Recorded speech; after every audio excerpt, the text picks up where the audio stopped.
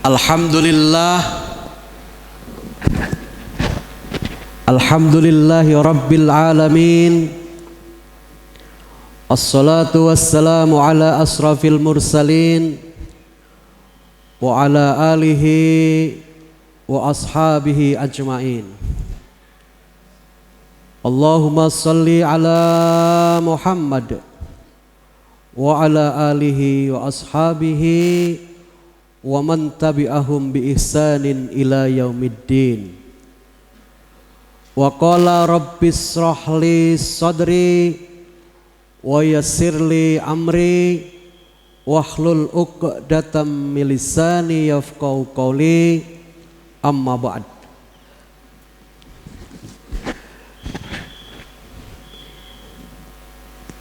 Para pimpinan ingkang dahat kula hormati, ibu-ibu, bapak-bapak, sederek-sederek sedaya, jamaah pengaosan Ahad pagi Masjid Darul Iman Noyontaan Kota Pekalongan, ingkang mugi-mugi tansah dipun kasihi Allah Subhanahu wa ta'ala. Allahumma amin. Sesarengan monggo kita tansah memanjatkan raos syukur dumateng Allah Subhanahu wa ta'ala yang senantiasa mencurahkan dumateng kita segala kebaikannya, rahmat, taufik, hidayah, pertolongan-pertolongan, bantuan-bantuan, perlindungan-perlindungan, sehingga salah satunggalipun katitik wonten ing injing menika pagi yang cerah, secerah hati ibu bapak. Biasanipun jawah nggih Bu, cok jawah nggih. Tek nggen kula sering jawah Pak, amargi desa rada minggah sithik niku terose rada sering jawah nggih, cedhak kali langit.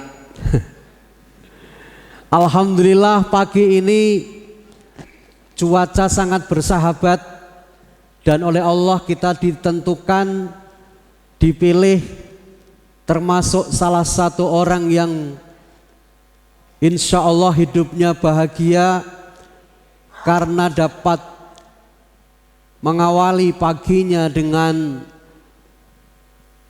menghadiri ke majelis pengajian Ahad pagi di masjid tercinta.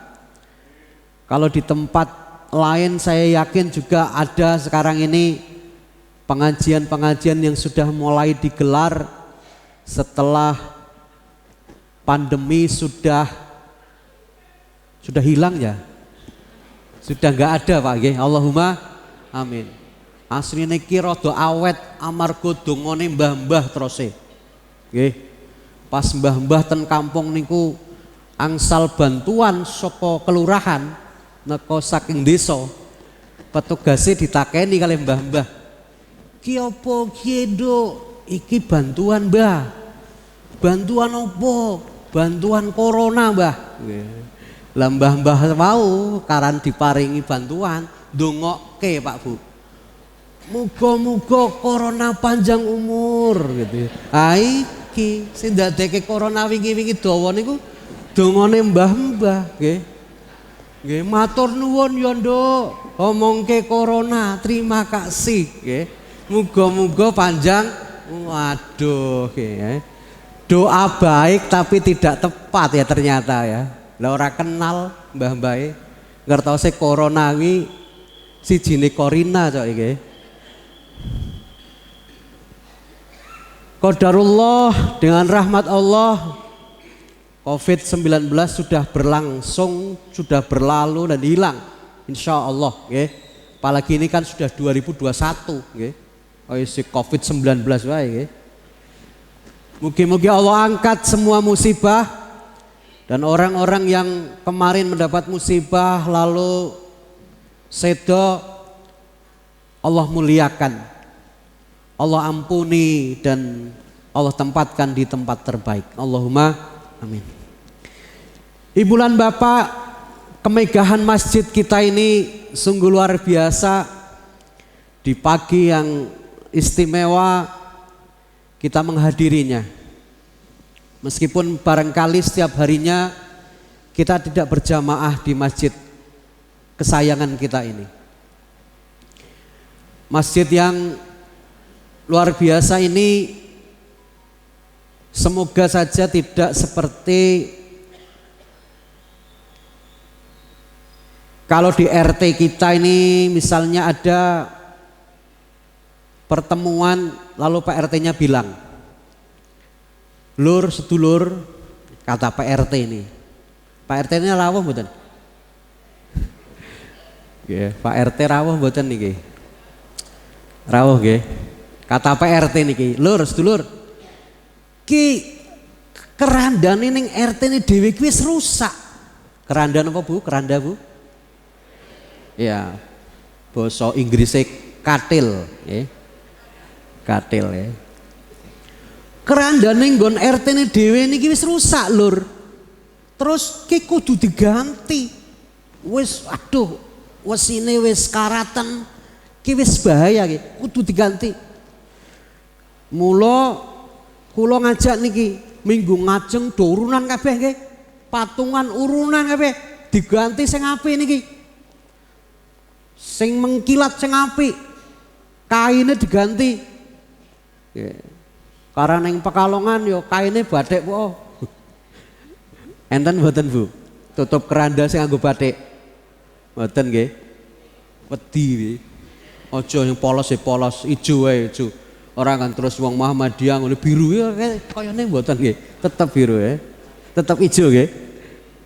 Karena wis biasa yang ngoten kok nggih. Hanya Soekarno aja yang berani meminta di atasnya diberi bendera Muhammadiyah ya. Lalu minggu depannya podo sami urunan niku. Urunan sedaya. Kinten-kinten urunan sedaya napa urunan? Napa mboten urunan? Urunan mesti kan? Urunan kabeh. Enggak lama kerandanya jadi. Kata Pak RT, "Lur, sedulur, ki keranda wis dadi nggih. Kinclong apik nggih, ora dicet po apik nggih. Wesine nganggo wesi spesial. Kinclong apik. Kaine anyar, jos. Nganggene bordil ya. Tulisannya la ilaha illallah Muhammadur Rasulullah, nganggene emas bordir. Dadi nggih. Sampeyan pengin meruh. Lah kae anyar. Lah gari ki saiki kira-kira sapa sing pangenggo ki? Kinten-kinten Bapak Ibu diaturi pertanyaan ngoten mundur apa mundur Bu? Ya sapa ki Kang sing pangenggo dhisik? Aku apa sampean? Mesti jawabane sampean wae Kang sing wis tuwa. Nah, sampai ada Kang, nyong putune isih cilik-cilik ke, anakku isih cilik-cilik. Sampai ada sih. Balapan mundur apa balapan mundur Pak? Bu. Kira-kira sopo ki? Sing mek nggo keranda pertama ki wis dadi kok apik kok lagi digawe nggo apa iki? Digaweni nggo apa ora sing gelem nggo. Mesti balapan mundur. Kinten-kinten lah sami lah kali masjid raya ini yang kita bangun mewah ini. Lur, masjidnya wis ora apik iki. Ayo urunan. Nah niki mun dados. Sae. Dari ujung sana sampai ujung sana masjid terbagus ya ini, Bu. Kinten-kinten enten pertanyaan sepodo, ayo lur, masjidnya wis dadi. Kita makmurkan. Jamaah berapa sop tat?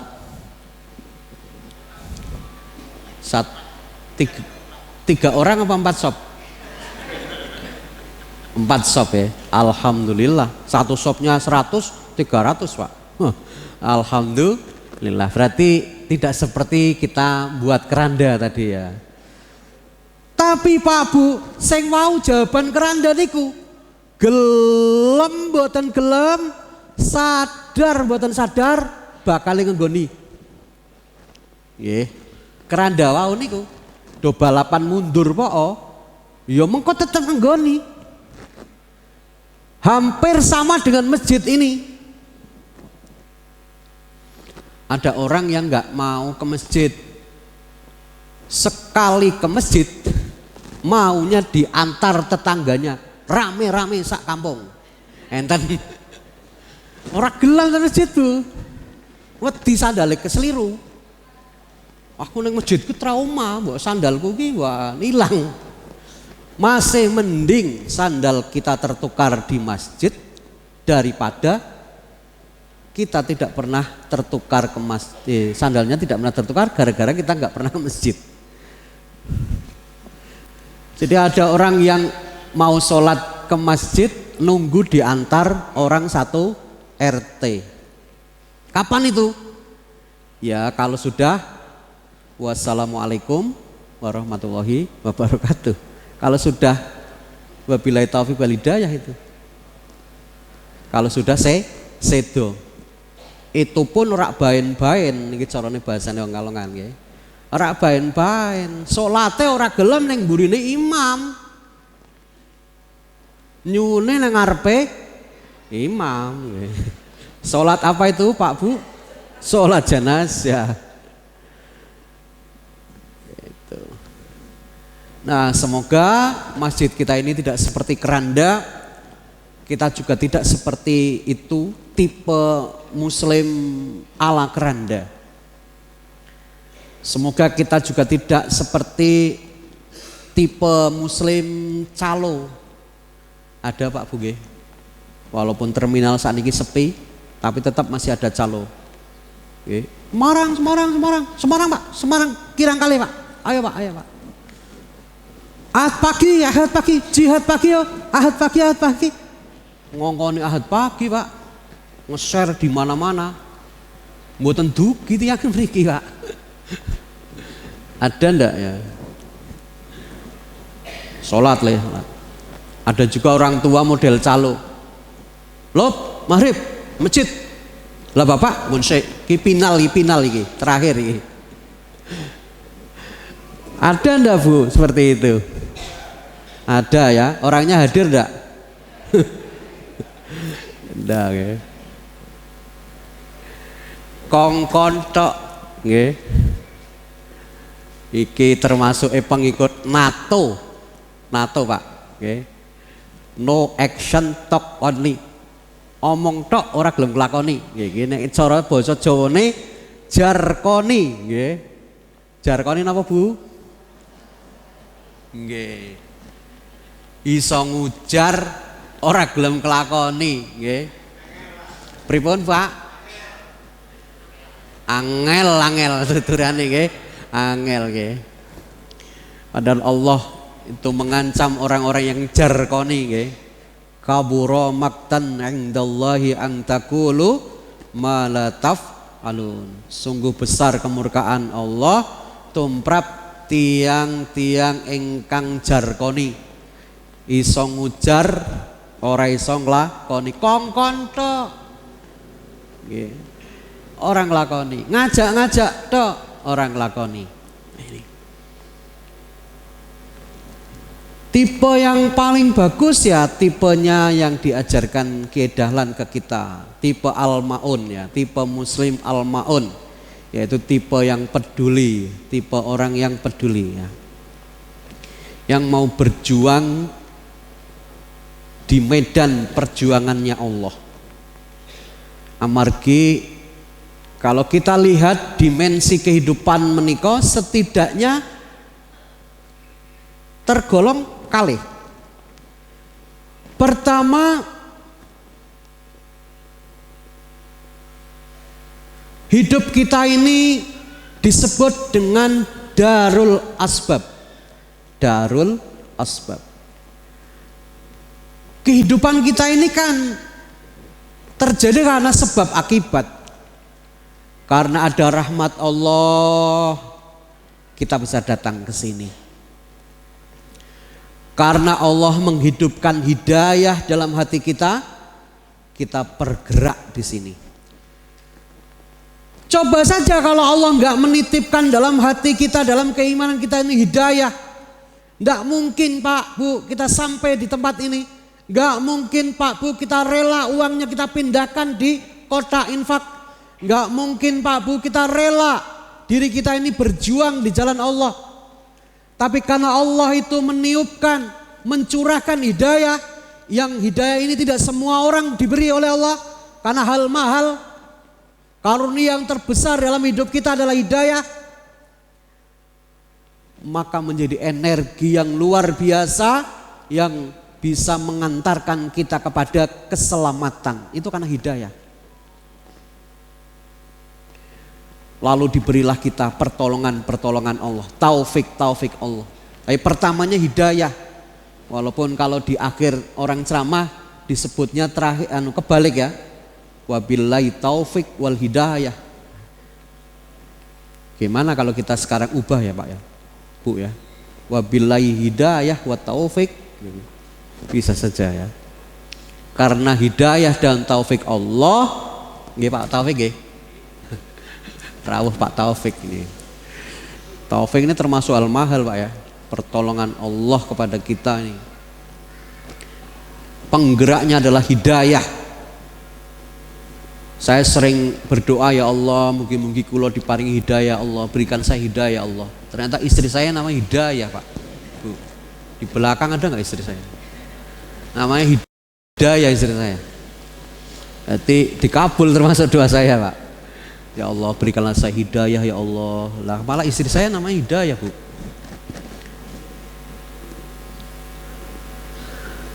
Coba saja kalau yang kedua ini Pak Bu, orang sekarang di era digital, era yang serba teknologi, cemawis,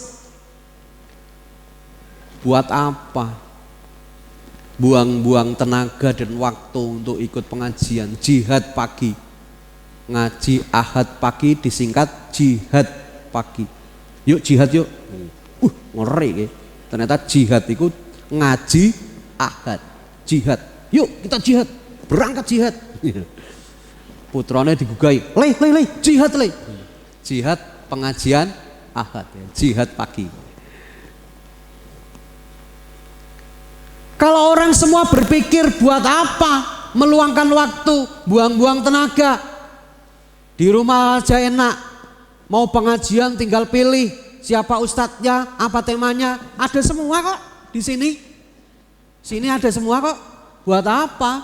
Ngumpul-ngumpul lah, aing kok nglendengi tonggone. Itulah kita dibisiki perasaan-perasaan seperti itu. Lalu nggak datang Pak. Lah kalau semua orang begitu, jihad pagi sepi Pak. Nggak ada yang hadir. Terus megono tempe goreng panas buat siapa dong? Rezekinya Allah pagi ini itu teh panas dan jahe. Kalau dereng niki. Guyon Pak. Buat siapa itu rezekinya Allah? Tapi ternyata Bapak Ibu enggak seperti itu. Bapak Ibu memilih hadir di sini. Mengapa kok Bapak Ibu milih hadir? Karena Bapak Ibu yakin pengajian ini bukan sekadar apa yang disampaikan oleh para pembicara. Di Ahad pagi ini selain majelis ilmu, ada majelis-majelis kebaikan lainnya, majelis hikmah, di mana kita bisa bersilaturahim, menjadi majelis silaturahim. Majelis siar dakwah. Bukankah Islam bisa berjaya kalau umatnya itu bergerak? Dan orang-orang di luar sana itu meremehkan umat Islam. Sepanjang umat Islam tidak bisa bersatu, sepanjang umat Islam centang berenang satu sama lain saling menyakiti. Sepanjang itu pula kita masih dipandang sebelah mata.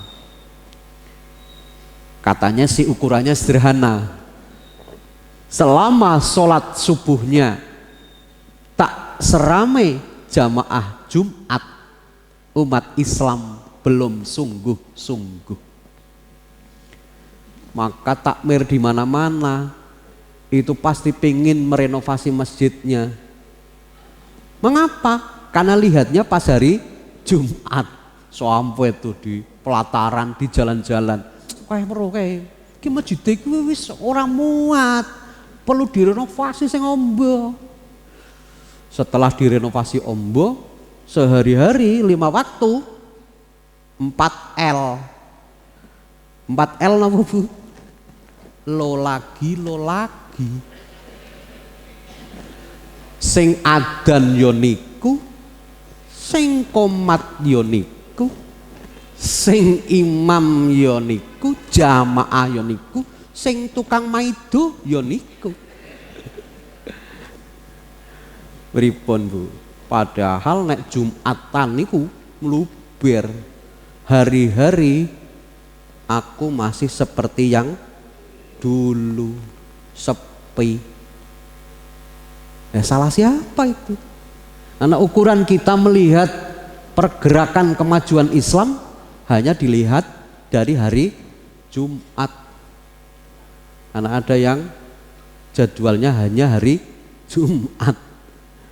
Sehari-harinya milih di kamar, sehari-harinya milih di tempat kerja.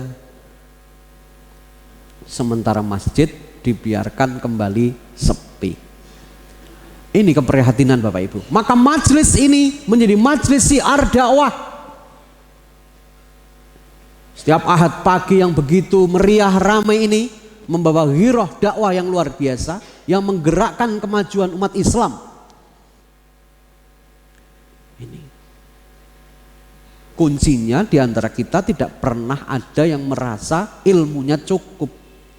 Karena ilmu dan keimanan ibarat HP. HP tidak mungkin akan bertahan terus energinya. Suatu waktu akan ngedrop, akan berkurang. Istilahnya lowbat. Ketika HP ini lowbat, apa yang ibu bapak lakukan? Dicas. Iman juga begitu. Yazidu wa yanqusu. Iman itu kadang-kadang naik, kadang-kadang turun.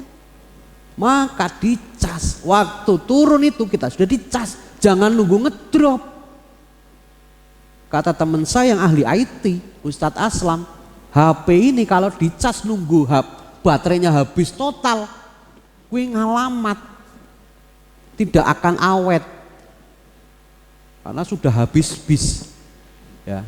Sebelum iman kita pudar, cas terus. Nah, termasuk ini penyegarannya adalah pengajian Ahad pagi. Ini. Jihad pagi. Dimensi yang pertama ini Bapak Ibu, kehidupan kita ini darul asbab. Karena kita diberi hidayah, kita datang. Karena ada undangan, kita datang, ya kan? Coba Ibu Bapak tidak dapat undangan atau tidak dapat informasi dan tidak tahu di pagi ini ada pengajian, kinten-kinten rawuh mriki napa mboten Bu? Rawuh, tetep rawuh. Mboten nggih. Lah ora ana apa-apa rawuh nggih. Nah, tapi karena ada undangan, ada informasi, maka ibu bapak rawuh. Darul asbab. Termasuk bencana yang hari ini sedang melanda. Kira-kira kalau bencana Allah turunkan itu ada sebabnya tidak Bu Pak? Oh, pasti ada ya.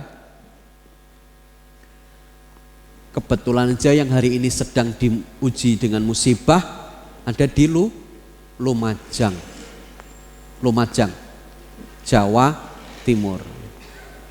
Apakah di tempat kita tidak berpotensi mendapat musibah?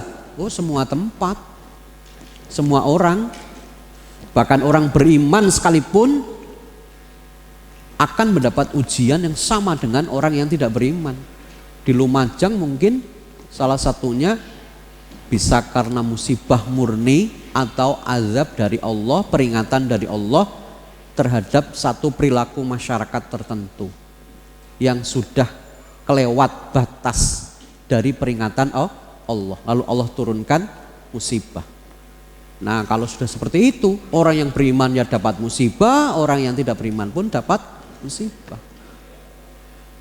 Semuanya kembali kepada tangan-tangan manusia. Dhaharal fasadu bil bahri wal bahri bima kasabat aidin nas. Semuanya kembali karena perbuatan kita.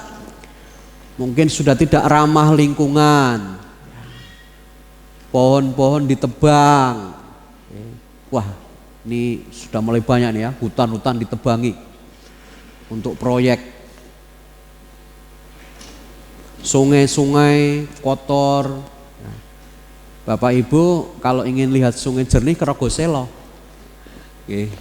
Nah, sebagian dari kebutuhan nyun sewu minum masyarakat Kota Pekalongan disuplai juga dari Rogoselo, sumber air Rogoselo. Kampung kelahiran saya, Pak Bu. Saya asli kelahiran Rogoselo.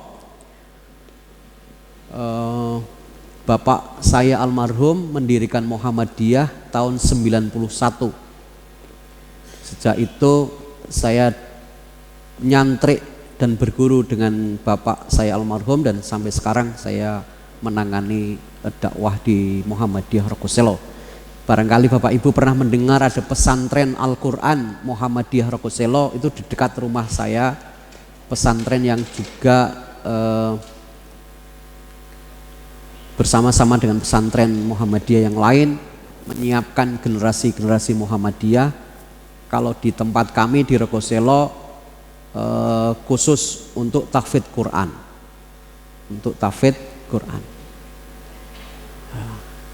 Jadi Pekalongan juga ada yang nyantri di Rogoselo, nyantri di kampung yang belum ada hingar-bingar, mobil aja jarang ya, pasar nggak ada, adanya cuma bunyi tong peret, tahu Bu ya, tong peret, tong peret, tong peret, tong peret, gitu ya.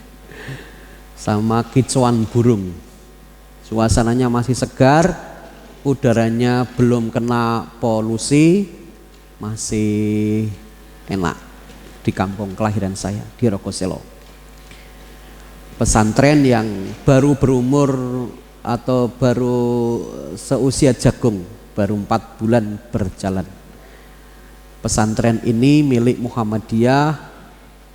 Yang awal berdirinya mungkin ada sebagian Bapak Ibu yang pernah mendengar ceritanya, tanah wakafnya disengketa dan diminta kembali oleh anak-anaknya yang wakaf. Jadi kita menerima tanah wakaf, tapi oleh anak-anaknya yang wakaf ini, pewakif ini disengketa, lalu kita berikan saja, kita kembalikan. Kebetulan saya yang menghadapi langsung di lapangan. Sore itu sedang terjadi pembangunan, saya hentikan. Berhenti semua tukang, hentikan pekerjaan. Kayak di film Bu. Ada apa ini berhenti? Masih 1:30. Harinya hari Rebu. Nah, kalau Kamis mending pocokan gasi. Rebu kok dihentikan? Duh, ono apa nggih? Nah, pimpinane pembangunan orang di duit iki mesti. Betul, berhenti. Jenengan istirahat, hentikan semua pekerjaan. Saya serahkan kembali itu sore itu. Mas, Mbak, ambillah tanah ini, bawa pulang, kita kembalikan. Kita tidak mau pesantren yang akan menjadi pesantren Al-Quran ini dibangun di atas sengketa. Ambil semua. Diambillah tanah itu. Tanah yang sudah diikrar wakafkan kepada Allah, diminta oleh anak-anaknya. Masya Allah itu Bu, Pak. Orang tua yang akan dapat surga dihalang-halangi oleh anak-anaknya. Itu terjadi di Rogoselo. Lalu sebagai orang yang beriman, tentu sandarannya adalah Allah Subhanahu wa ta'ala. Jadi kalau kita ingin hidup kita ini tidak acak-acakan, sandarannya adalah Allah Subhanahu wa taala. Wa may yattaqillaha yaj'al lahu makhraja wa yarzuquhu min haitsu la yahtasib. Percaya saja Pak Bu dengan ayat ini 100%. Barang siapa orang-orang yang beriman itu berjuang di jalan Allah, Allah akan memuliakannya, Allah akan membantunya, Allah akan menolongnya, mengangkatnya ke derajat yang terhormat. Lalu kalau kita punya masalah, punya musibah, punya jalan hidup yang sempit, Allah akan bantu, ya. Wa yarzuquhu min haitsu la yahtasib. Allah akan bantu carikan jalan keluar dari cara yang tidak pernah kita sangka-sangka. Ini kisah misteri di balik pembangunan pesantren Al-Quran Muhammadiyah Rogoselo, saya ceritakan ke Bapak Ibu. Apa yang terjadi? Saya serahkan itu kepada Allah. Aku serahkan kepadamu ya Allah keputusan ini, agar engkau atur semuanya. Niat kami ingin punya pesantren Al-Quran, menjaga dan memuliakan Al-Quran ya Allah.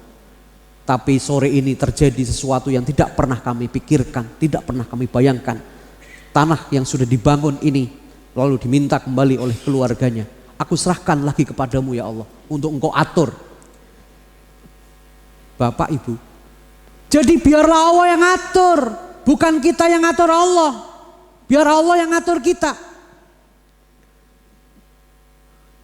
Tidak berselang lama Bapak Ibu, terjadilah misteri yang luar biasa, keajaiban yang luar biasa. Di depannya, di depan tanah yang disengketakan itu hanya berjarak 4 meter atau 5 meter. Tanah yang tidak pernah kita sangka-sangka akan dibeli, diizinkan oleh orangnya yang gak butuh uang untuk dibeli oleh panitia pembangunan pesantren. Itu terjadi hari pertama Ramadan tahun kemarin. Lalu penggalangan dana Pak Bu, karena itu cukup besar dananya untuk membeli tanah itu. 400 juta bagi kami di Rogoselo sesuatu yang tidak mungkin, tapi karena kita sudah yakin akan pertolongan Allah dan kita sudah terbiasa dengan nasrum minallah wa fatkum qarib, pertolongan itu datangnya dari Allah dan kemenangan itu sudah dekat, kami yakini itu. Lalu kita gelar amal soleh kemana-mana, termasuk orang Pekalongan kota, banyak yang nyumbang dan wakif tanah itu menjadi wakif, berwakaf 1 meter 100.000, laris manis kayak kacang Pak Bu. 2 minggu gelar amal itu dilakukan, tanah itu dapat dibeli. Masya Allah Pak Bu. Apakah kita pernah menyangka kalau tanah yang hanya berukuran kurang dari 30 meter yang awalnya diwakafkan itu, lalu Allah ganti dengan 2019 meter. Itu karena janji Allah Pak Bu. Barang siapa berinfak di jalan Allah, maka Allah akan lipatkan 700 kali kebaikan. Bapak Ibu sampun ngisi kotak?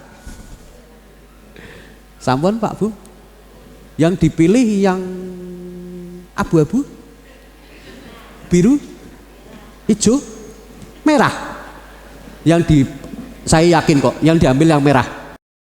Tapi dipindah. Udah ya, dipindah ke kota maksudnya Bu.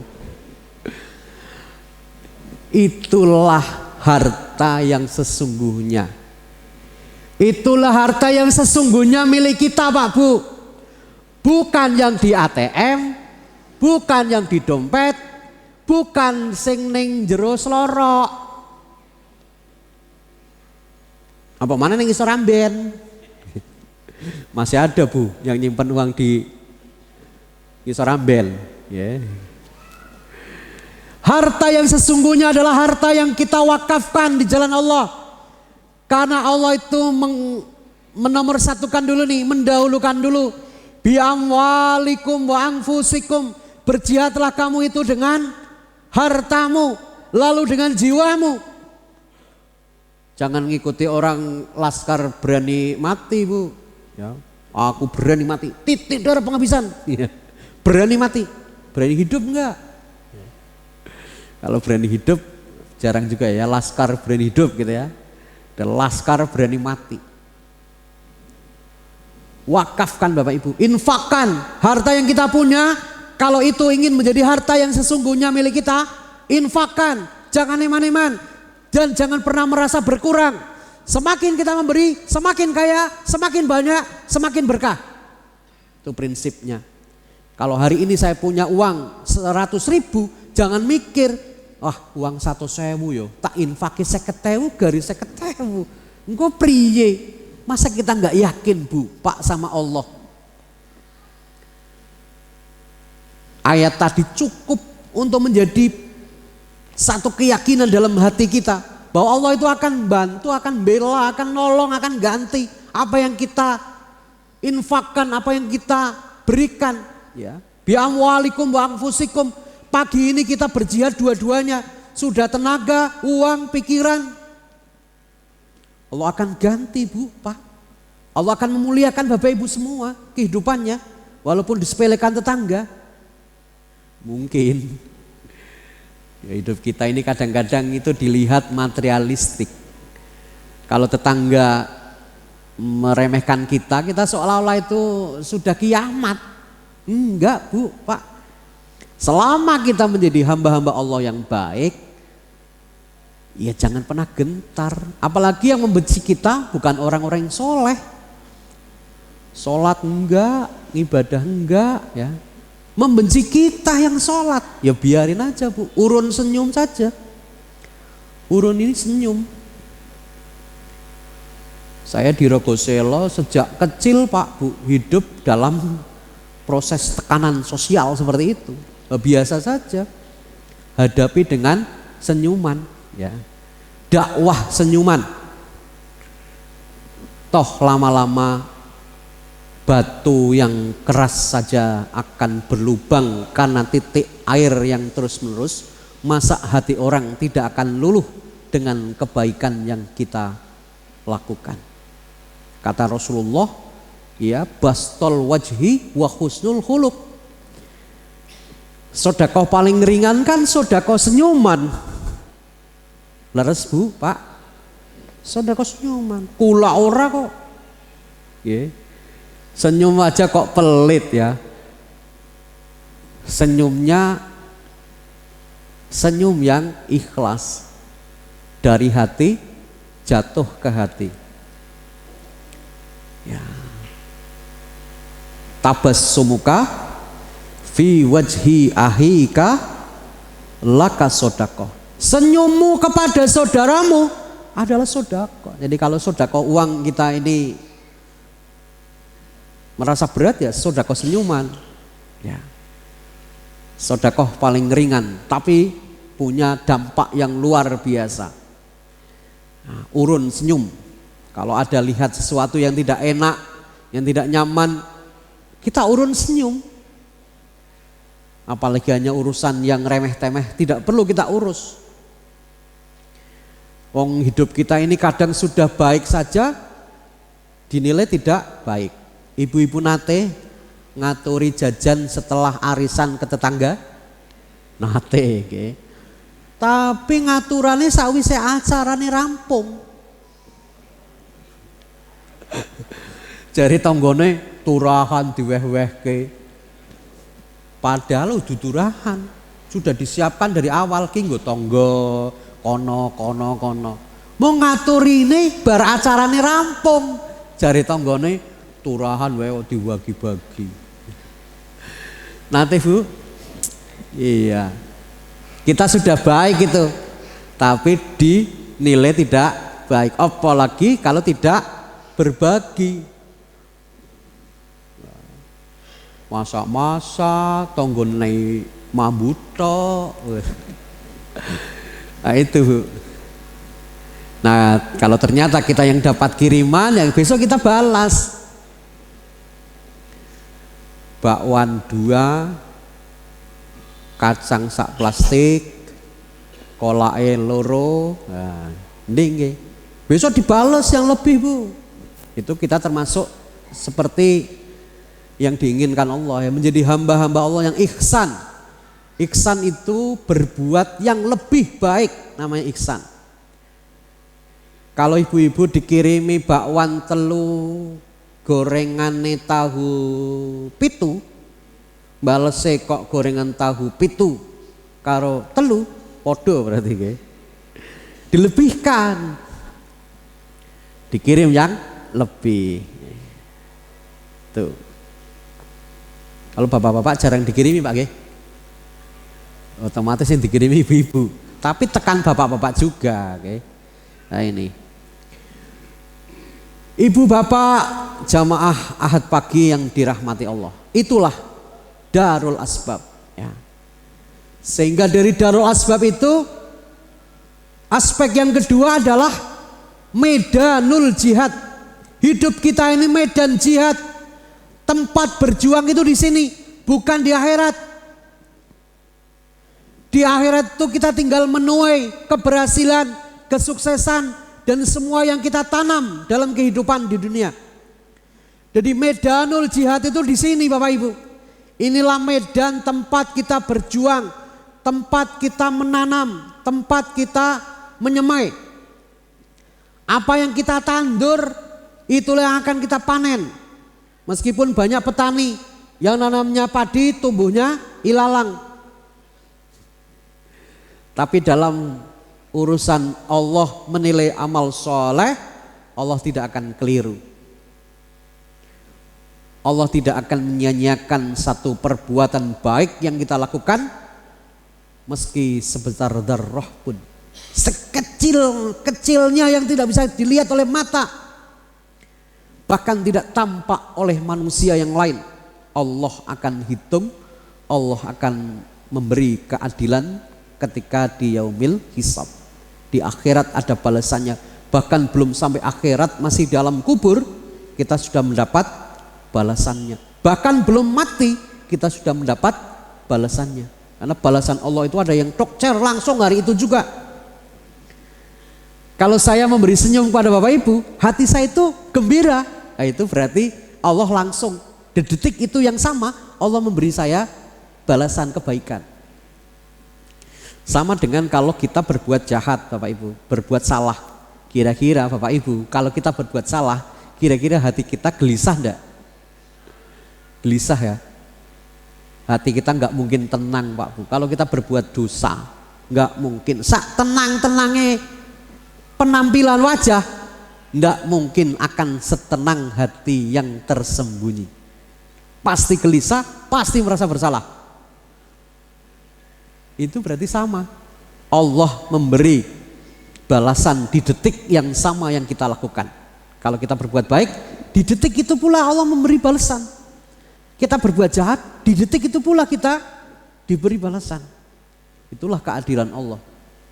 Sehingga sebagai medanul jihad, kita harus memanfaatkannya, mengisi hari-hari kita menjadi hari-hari penuh berharga, hari-hari penuh bahagia, yang ukurannya tidak material semata. Orang bahagia tidak selalu dijamin dengan uang, karena uang bukan segala-galanya, harta bukan segala-galanya.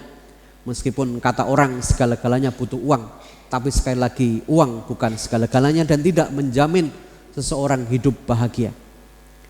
Seorang tukang kayu Bapak Ibu yang diceritakan di dalam Al-Quran dan namanya diabadikan, diambil, diangkat sebagai contoh teladan pendidikan keluarga oleh Allah, Sang Luqmanul Hakim. Nama aslinya Luqman karena ini ahli hikmah, kemudian terkenal dengan Luqmanul Hakim. Luqmanul Hakim itu konon sehari-harinya pekerjaannya mencari kayu Bapak Ibu, tukang mencari kayu. Ada juga pekerjaan lain, tukang nyembelih hewan ya, nyembelih wedhus gitu ya. Tukang jagal. Ya. Nah, Luqmanul Hakim ini diangkat oleh Allah di dalam banyak kisah di Al-Quran sebagai tokoh pendidikan keluarga yang peduli dengan keluarga, memberi bekal tauhid yang benar di keluarganya, lalu menjaga pendidikan keluarganya untuk tidak syirik kepada Allah, untuk memuliakan orang tua, berbuat ihsan kepada kehidupan. Nah, satu waktu ada seseorang yang datang ke rumahnya Luqmanul Hakim. Wahai Luqman, saya pagi ini mau minta tolong kepadamu. Ya Tuhan, apa yang bisa saya lakukan? Wahai Luqman, tolonglah sembelihkanlah kambing kami ini. Baik, disembelihlah kambing itu. Bismillah. Disembelih. Setelah disembelih, orang yang punya kambing ini menyampaikan kepada Luqman, wahai Luqman, saya mohon kepadamu agar kau ambilkan 2 bagian tubuh dari kambing ini sebagai pesan untuk keluarga saya. Baiklah. Oleh Luqmanul Hakim, diambilkanlah bagian dari tubuh kambing itu. Bagian yang pertama yang diambil oleh Luqmanul Hakim adalah apa kira-kira, Bu? Nek bapak-bapak ning RT ini ning kampungnya nyembelih wedhus Idul Adha, terus monggo lur, iki khusus gue panitia ge. Karena iki udah korban iki mau ono sing aweh gue panitia ge khusus. Ayo do mendet piyambak sak senenge. Benten-benten kan mesti, Pak. Aku juga ndas, kula juga dengkil, kula mendete. Sesuai selera. Lah ini Luqmanul Hakim diminta oleh yang punya kambing tadi, Pak Bu. Wahai Luqmanul Hakim, aku minta tolong kepadamu, ambilkan 2 bagian tubuh dari kambing yang sudah engkau sembelih sebagai pesan untuk keluarga kami. Lalu yang pertama yang diambil oleh Luqmanul Hakim adalah lidah. Satu lagi ya Luqman, ambilkan 1 bagian tubuh dari kambing ini sebagai pesan untuk keluarga kami, wahai Luqman. Lalu Luqman mengambil 1 bagian lagi dari kambing yang sudah disembelihnya. Apa kira-kira Ibu, Bapak yang diambilkan? Yang diambil oleh Luqmanul Hakim adalah hati. 2 bagian tubuh itu diberikan oleh Luqmanul Hakim kepada pemilik kambing. Wahai Tuhan, sudah aku ambilkan 2 bagian tubuh dari kambing, sudah aku sembelihkan untukmu. 1 lidah, 2 hati. Ini pesan pagi ini untukmu dan untuk keluargamu. Ibu bapak yang dirahmati Allah, pesan simbolik yang dilakukan oleh Luqmanul Hakim kepada pemilik kambing sesungguhnya adalah pesan untuk kita semua untuk dapat menjaga lidah. Lidah memang tak bertulang, tapi karena gara-gara lidah seorang yang berkeluarga bisa pindah ke Polresta. Gara-gara lidah seorang mau balik diperkarakan hingga ke meja hijau gara-gara lidah. Jadi mengendalikan lidah ini memang luar biasa. Gara-gara lidah hati bisa tersayat. Ya. Kalau ada ungkapan yang sangat terkenal Pak Bu, bunyinya, kalaulah pedang lukai tubuh, masih ada harapan sembuh. Kalau lidah lukai hati, kemana hendak obat dicari.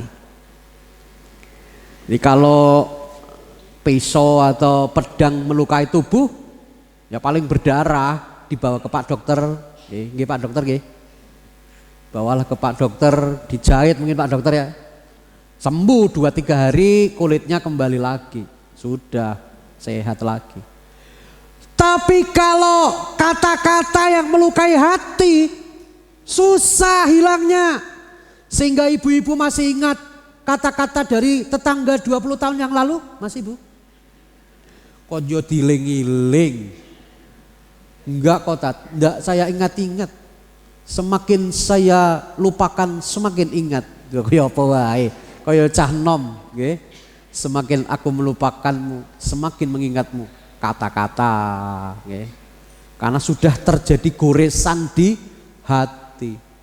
Susah hilangnya. Ibarat di kertas putih ada nodanya, disetip pun yo tetap ada bekasnya. Seperti halnya pohon. Maka kalau dinas lingkungan atau aktivis lingkungan hidup melarang kita memasang baliho atau apapun di pohon dengan paku.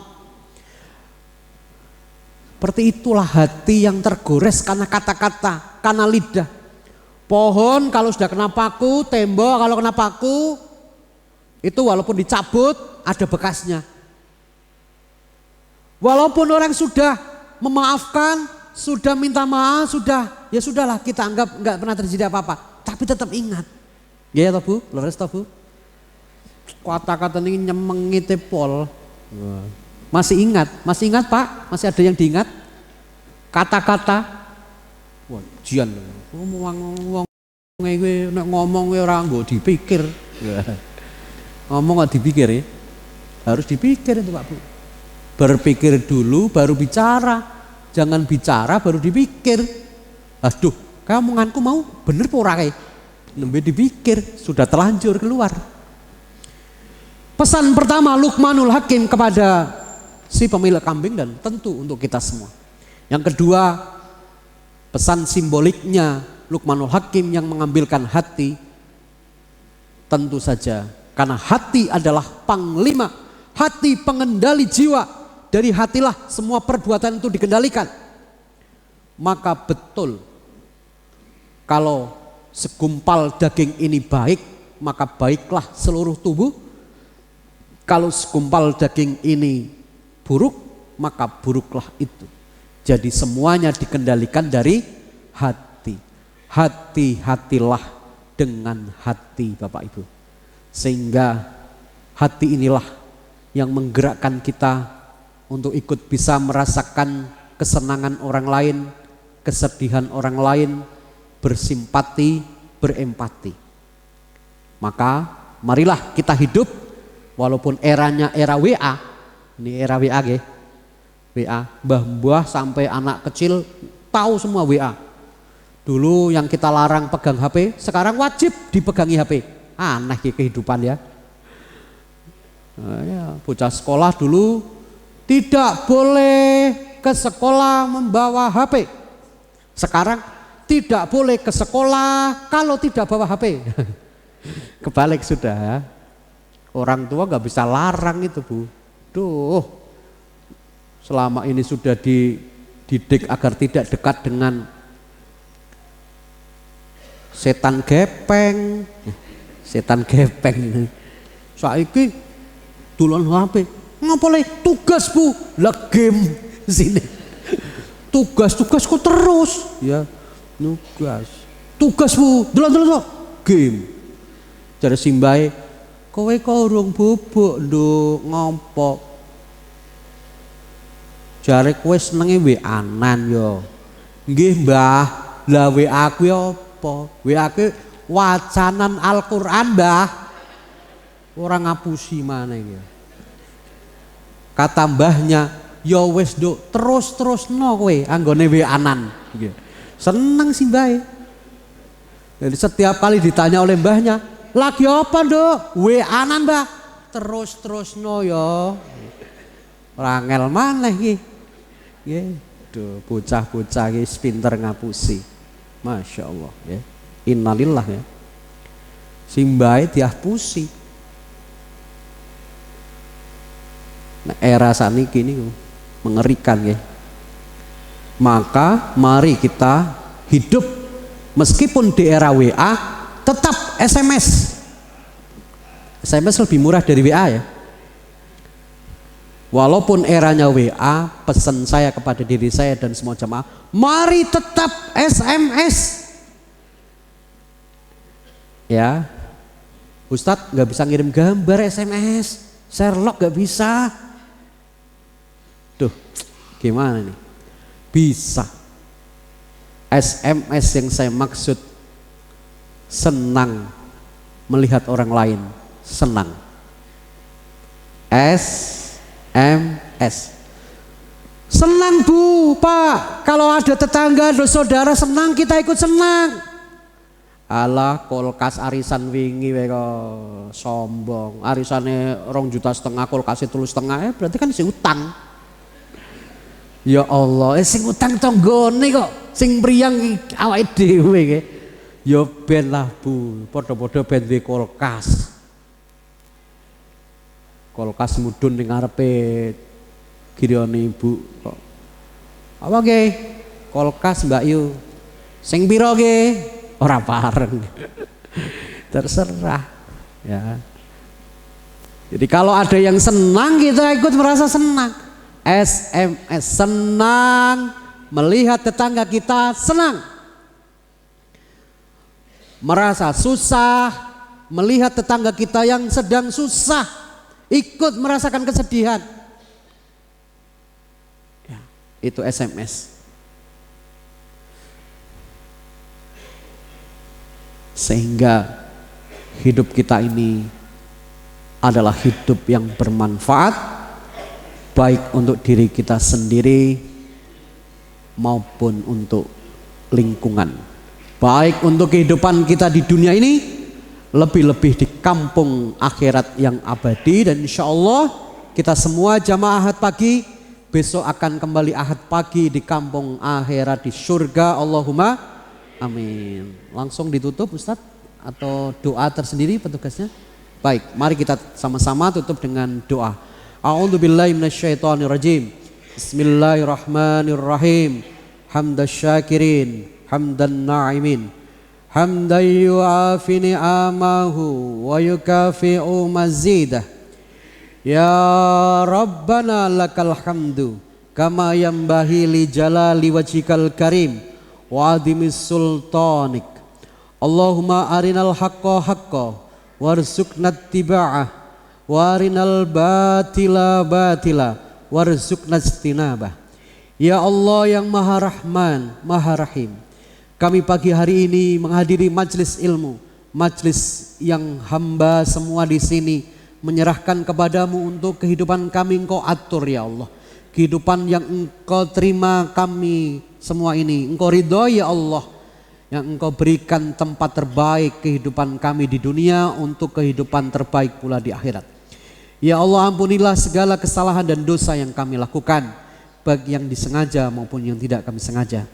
Berkahilah seluruh keluarga yang hadir di pengajian hari ini ya Allah. Barangkali ada jamaah di antara kami ini yang sakit, sembuhkanlah ya Allah. Angkatlah sakitnya ya Allah, ampunilah segala dosa-dosanya ya Allah. Rabbana dzalamna anfusana wa illam taghfir lana wa tarhamna lanakunanna minal khasirin.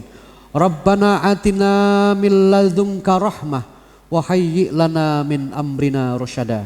Rabbana atina fid dunya hasanah wa fil akhirati hasanah wa qina adzaban nar. Subhana rabbika rabbil izzati amma yasifun. Wassalamun alal mursalin walhamdulillahi rabbil alamin. Ibu bapak yang dimuliakan Allah, cukup sampai di sini sesuai arahan panitia, berakhir pukul 7:15.